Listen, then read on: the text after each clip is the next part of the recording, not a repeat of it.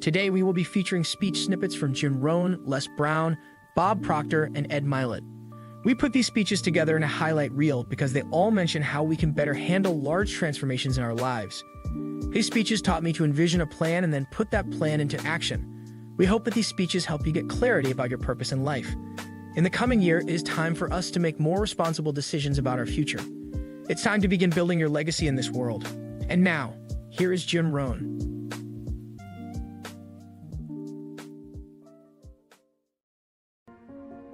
Success is an accomplishment, whether it be great or small, and it's an understanding of the potential and power of an entire human life. Success is an awareness of value, and it's the cultivation of value through discipline. It can be tangible or intangible. Success is a process of turning away from something in order to turn toward something else.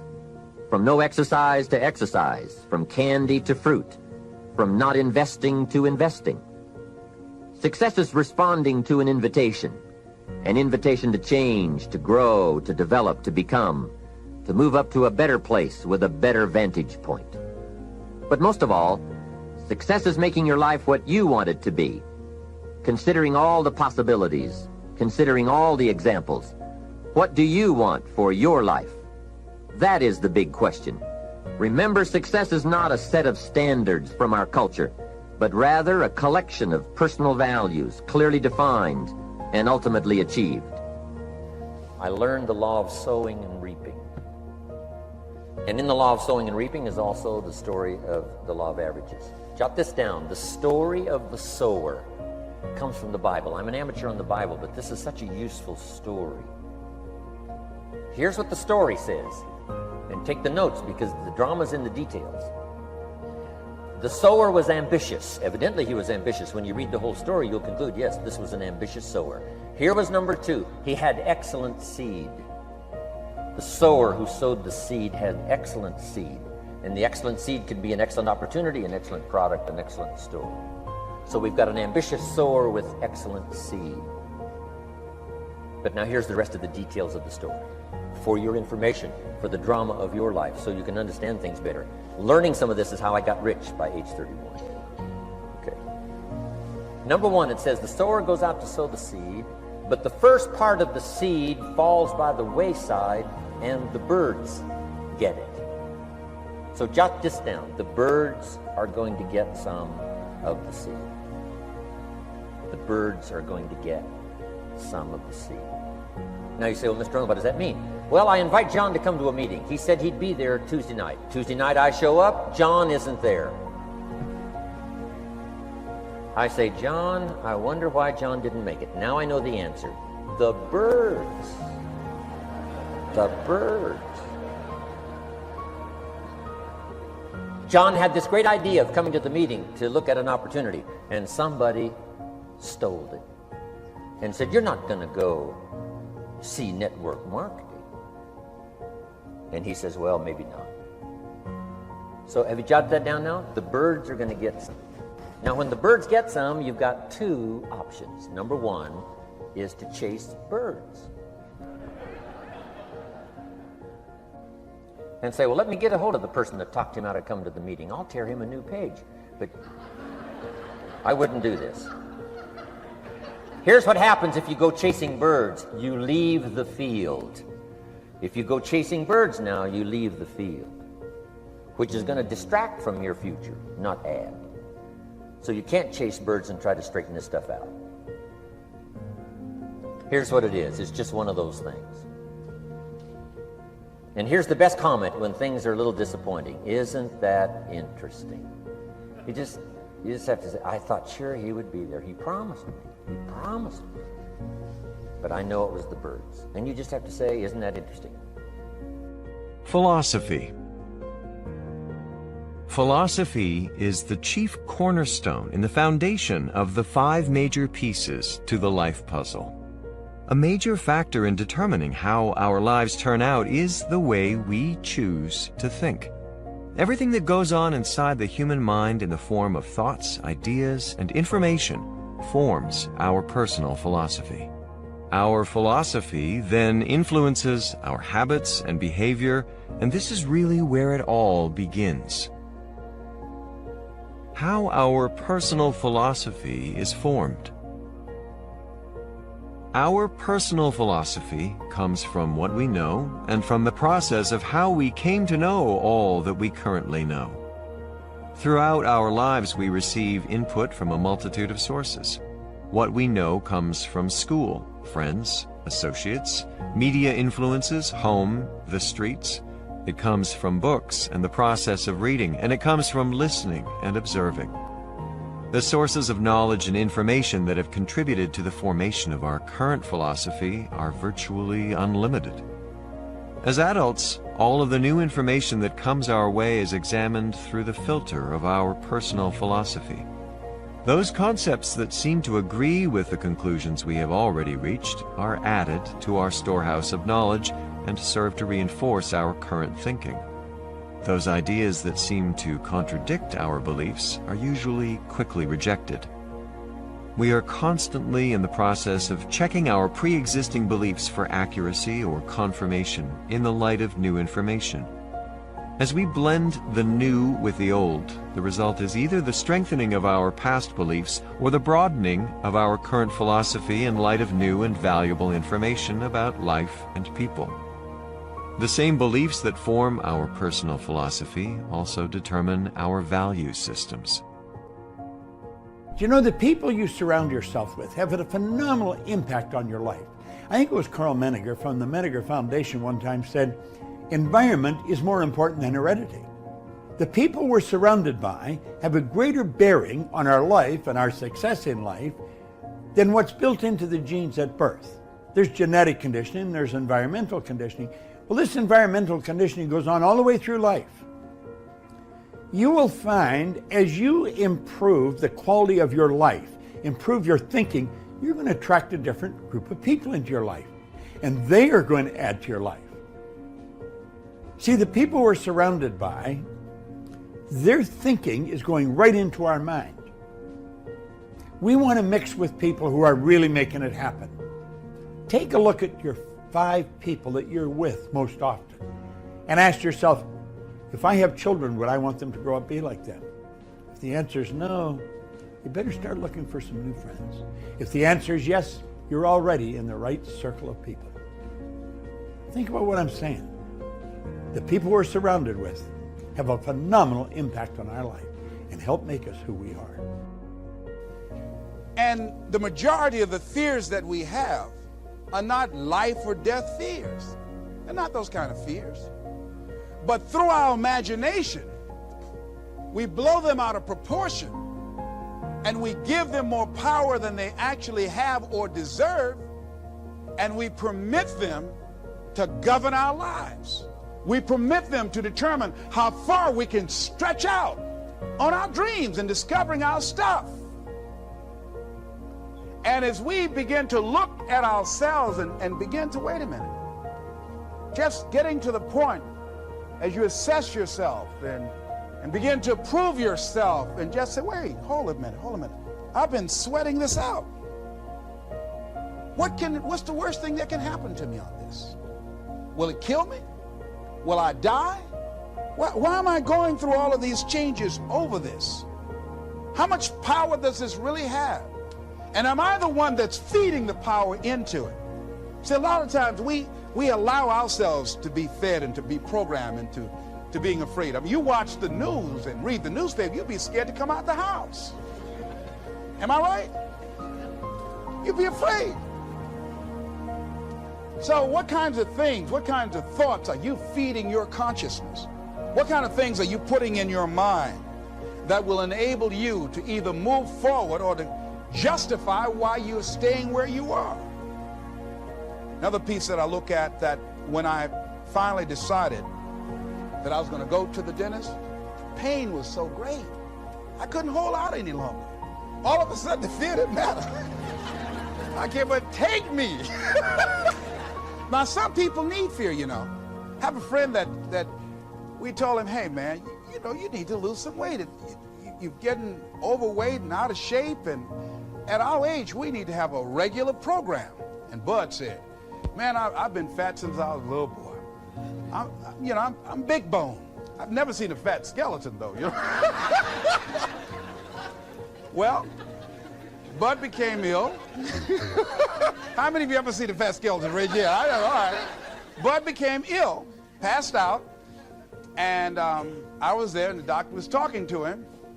And Bud, I think, was going to go right back to same old eating habits and doing everything. You know, he said, look here, you are a diabetic.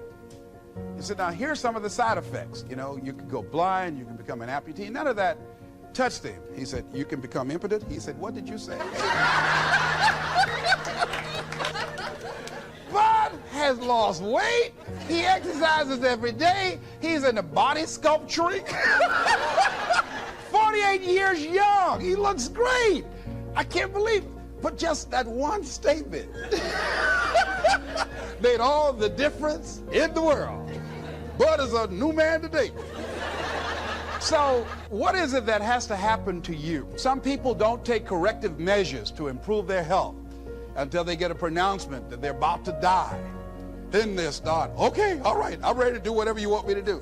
But they won't do that. They can see people dropping off like flies around them. Well, that's them. You got to go from something. We go through life really blocking ourselves constantly. And fear is one of the greatest instruments that we could use to stifle our true potential. When you begin to look at your life, you can decide to use fear as a blocker, or you can decide to use it as building blocks. That you decide, hey, look here, I'm going to move in this direction. I'm not going to allow anything to stop me from doing what I want to do. Shake somebody's hand on your right and left and say, I'm unstoppable. Persuasion in anything. So if you want to persuade your children, if you want to persuade someone to take a look at your faith, if you want to persuade someone in business, if you want to persuade someone to help you in anything or help them in anything, it's real simple for me. Monster belief. And so you can't transfer to me that which you're not experiencing yourself, right? So you can't give me that. People are always trying to come up with a magic word, the magic clothes, the magic this. And there are words you should and shouldn't use in persuasion, no question about it, right? There are words that are more effective than other words. And clearly, to be successful in any business, you need to know what those words are in your business. But the best persuaders, the best motivators, the best speakers, the best physicians, the best school teachers, the best parents are incredible persuaders. And what they do is they come from a monster place of conviction and belief that they can transfer you to, because people respond to energy much more than they do words. They respond to what they feel, not what they hear and see. Hear and see are real low-level influencers. Energy, spirit, transfer of energy is what people respond to. And so I'm cognizant all the time of getting in a state of total belief and certainty about what it is that I'm going to represent or speak on, if I'm speaking on stage about a particular topic, and then transferring that energy into people. And that seems generic or hokey, but it's actually what great persuaders do. In fact, if you're listening to this, you think of anybody that you know who's incredibly persuasive. They may have great words, they probably do, but it's something you feel from them, right? And that's the difference between a great doctor and a so-so doctor. Great doctor says, here's the prescription, you're out of here. Another one, is this going to work or not? Right. I don't know. Another one, you leave there feeling that you're going to be healed, feeling you're in good hands. You feel their certainty, you feel their confidence. Same when you hear a speaker, if you're buying real estate from somebody. But it's not just buying things, it's a great pastor in a church. A great person, if you do TM, who's taught you TM, it's their certainty, it's the energy you feel.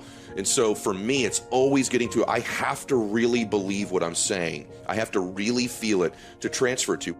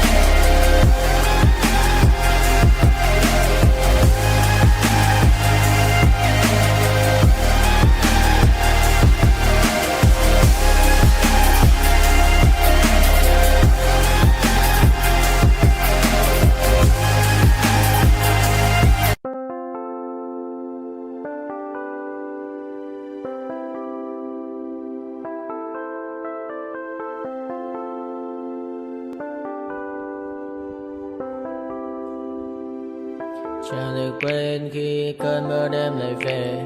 Em nơi quên lời thề và ta như đông chìm sâu. Không còn mơ em anh nhạt màu. Em chỉ cần mơ đâu bye bye.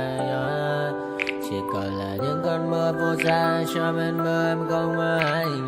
Anh một đêm mơ chỉ cần bên em không được còn nhớ. Và chỉ có em không còn nhớ. Và người ta bên nhau như ngã tớ.